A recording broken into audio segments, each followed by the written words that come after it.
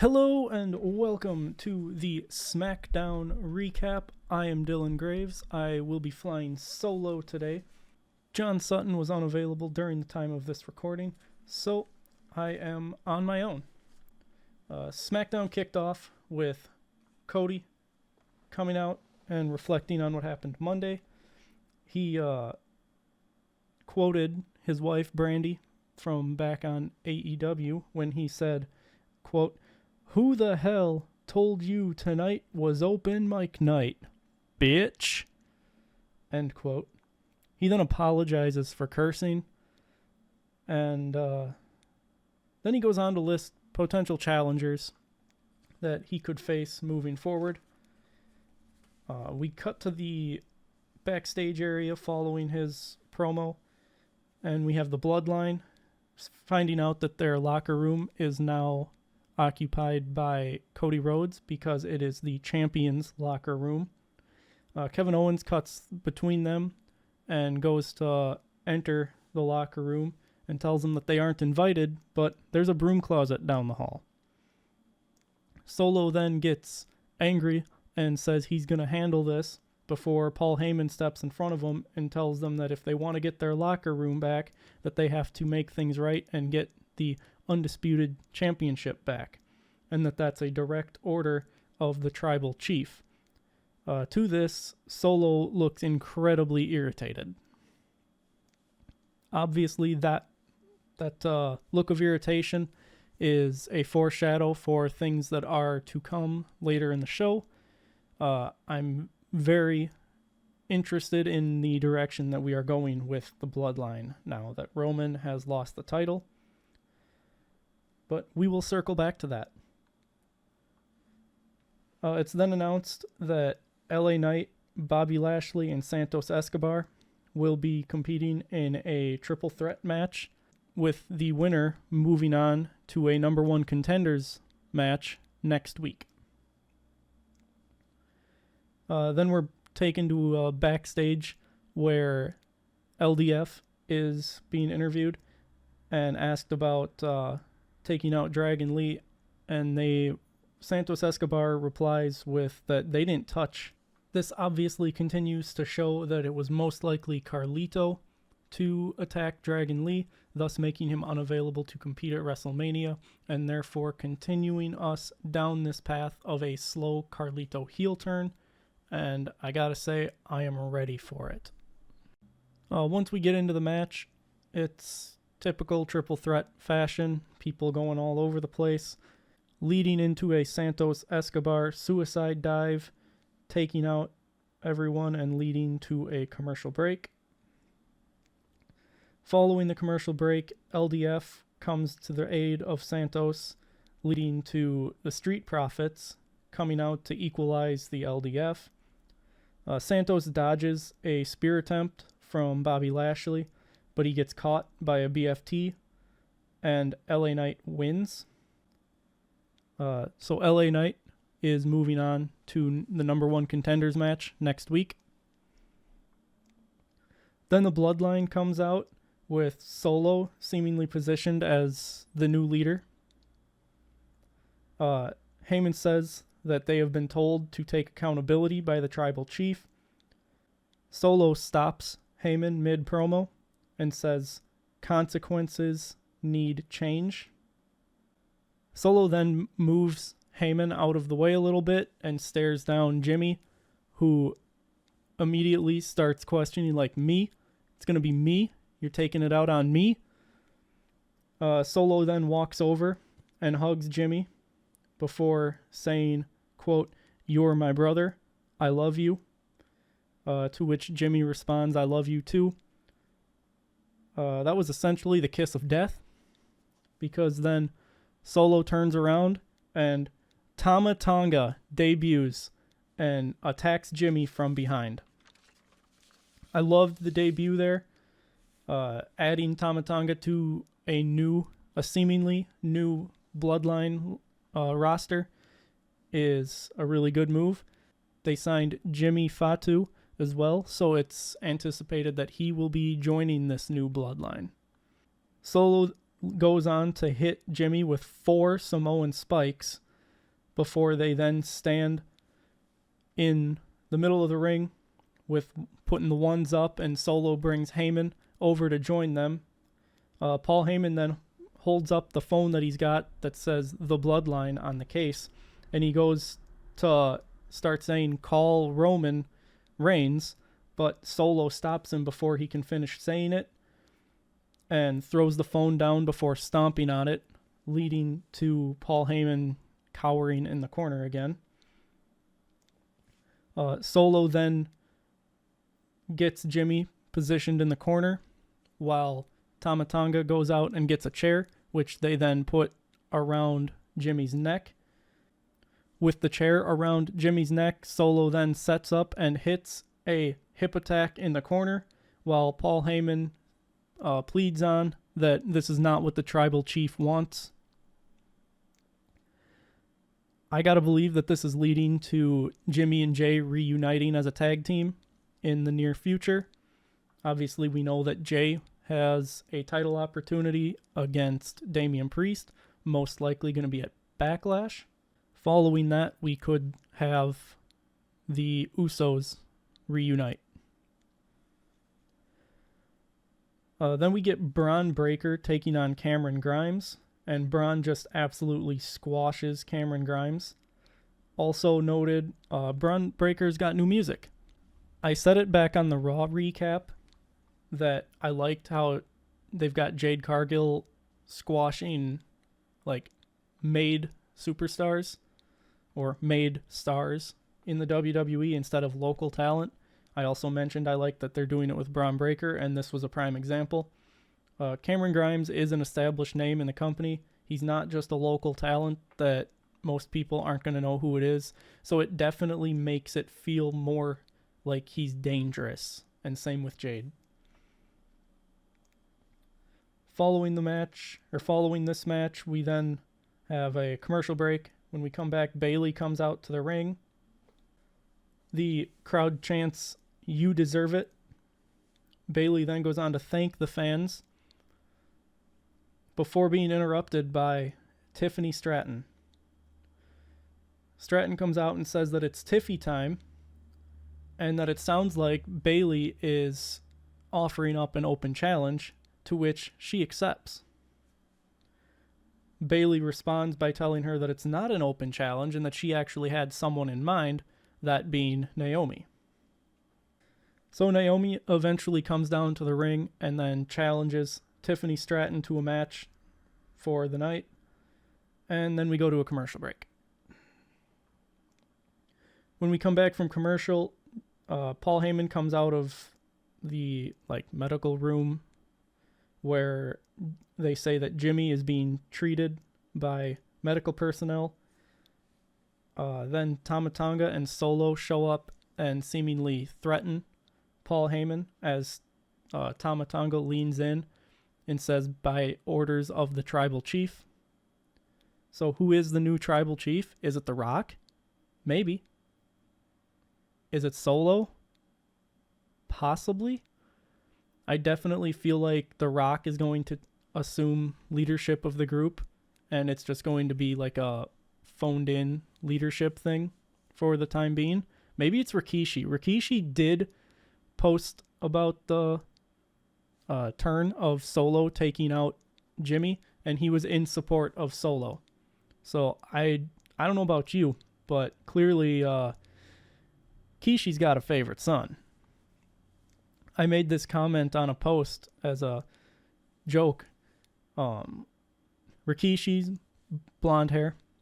Jimmy and Jay both got brown hair. Solo's got blonde hair. I mean, that's just long-term storytelling. It shows right there which son's his favorite. Yes, I know that it's dyed. After this, we then get the Naomi and Tiffany Stratton match. It's a very back-and-forth match. Tiffany Stratton takes control as the commercial break hits, and when we come back from commercial, she is still in control. But Naomi ends up getting the win off of a jackknife pin from a countered prettiest moonsault. Overall, this match just sets up Naomi versus Bayley. Naomi's not going to win. We're not going to have Bayley drop the title a week after winning it. So that's just how it goes. We then get a vignette for A-Town Down Under, and following us seeing the vignette, we pan to the side and see that the New Catch Republic, Tyler Bate and Pete Dunne, along with the Street Profits, Montez Ford and Angelo Dawkins, are watching it along with Nick Aldis. And Aldis tells them that they'll find A-Town Down Under a challenger next week. So I would imagine that we're going to have New Catch Republic versus the Street Profits in a number one contenders match next week. Also worth noting, not only did New Catch Republic and the Street Profits look annoyed with having A-Town Down Under as champs, Nick Aldis did as well. So I like that they're having the general managers actually show some like emotions and opinion towards the competitors, because that's just realistic. We then get a video from Logan Paul's social media where he credits himself and his Prime team for the popularity of WrestleMania, quoting something about how there was 600 million reactions or something, impressions, and 200 million of them are from his team alone. Something like that. He then calls it the hashtag Logan Paul Levesque era, which I give him credit that that's pretty creative, but I cannot get on board with saying that we owe him credit for this. We then get Chelsea Green and Piper Niven backstage telling Nick Aldis that they would like a match to prove themselves and that they know that he's not going to be like Adam Pearce. He gives them the match, and when they walk out, he obviously looks annoyed. So Chelsea Green and Piper Niven come out and await their opponents, who turn out to be none other than Jade Cargill and Bianca Belair. So, of course, they are no longer wanting this match. But my biggest takeaway from the match is that Jade and Bianca had matching gear. So I feel like we're going to get this powerhouse team of Jade Cargill and Bianca Belair, and maybe they're the ones to take the women's tag titles off of the Kabuki Warriors. I think that could be I think that's a good storyline to go. We'll build these two up. They're already powerhouses in their own right, but then you bring them together. That's just going to make for a good tag team to hold the titles before inevitably, most likely, turning on each other, because they're both going to want a title match. And let's be honest, Jade Cargill versus Bianca Belair at WrestleMania 41 would be incredible, especially if it's around a women's title. During the match, we also got an Uncle Howdy tease where the screen or the camera kind of glitched again, and we got the little message, quote, "You forgot about us," in the glitch. Once again, it was a real blink and you miss it kind of thing. You have to take it frame by frame to actually catch it. So it's going to be it's really hard for the people watching at home to actually catch it. They're going to have to be looking on social media in order to see it. I don't know how I feel about that. I feel like they should be doing more, but social media also, everybody's on social media nowadays, so people are seeing it anyway. I mean, that's how I seen it. Saw it. That's how I saw it. Then we're backstage with Kevin Owens, and he's talking about the number one contenders match, and he acknowledges about the cool camera shots that we've been getting where it follows people, and says that he wants to try that. So he starts walking to the ring while still cutting a promo of sorts. He comes across a table where there's a Detroit Tigers legacy title. They were in Detroit. So, of course, that got a pop from the fans. He picked the title up and noticed that there were some CM Punk shirts on the table. He just kind of brushed them off so that they fell off the table. That was kind of funny. Possible Easter egg or seed plant for the future. And then we follow KO as he heads out to the ring with the legacy title. The fans are going absolutely nuts for him. And while he's getting into the ring with the Legacy title, he yells out, "I love tigers." Because he's obviously not from Detroit, but hey, man loves tigers. He also loves koalas. I loved when he walked into Elimination Chamber with the koala. And I was one of those crazy people that woke up at 4 a.m. in the States to watch it. I'm here for having more outside of the U.S. events. It's only fair. I mean, we get the weekly shows at an appropriate time for us. The least they can do is give other countries some PLEs so that these people don't have to always be waking up at 2 in the morning to watch stuff or other unfair times. So then we get the second number one contenders qualifier match of Kevin Owens, Rey Mysterio, and AJ Styles. AJ Styles' new music is pretty trash in my opinion. I definitely like his old music better. It also seems odd to give him music this late into his run when he's been talking about how he doesn't have that much left in him. Maybe we're going a new direction with him. I don't know. Prior to the match, Kevin Owens and Rey Mysterio fist bump each other, seeing as they are the two face competitors, with AJ Styles being a heel. Which gets underway, and it's fast and furious from the gate. Kevin Owens hits a cannonball to AJ Styles against the barricade outside. Rey Mysterio then hits a seated senton on KO following that to lead into a commercial break. I have a frowny face next to commercial break on my notes.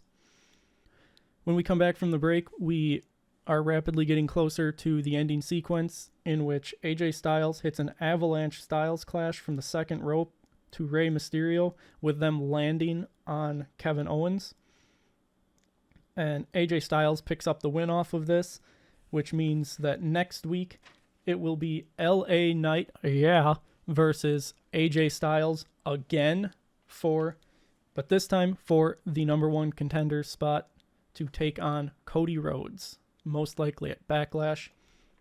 AJ Styles lost the last time, or back at Mania, so I gotta guess that AJ Styles is going to win this one, thus keeping this feud alive, at which point during the title match that I, again, assume is going to happen at Backlash, LA Knight will interfere, costing AJ Styles his opportunity, and then that evens them out because AJ cost LA Knight the opportunity back at Elimination Chamber, and it just keeps the feud going.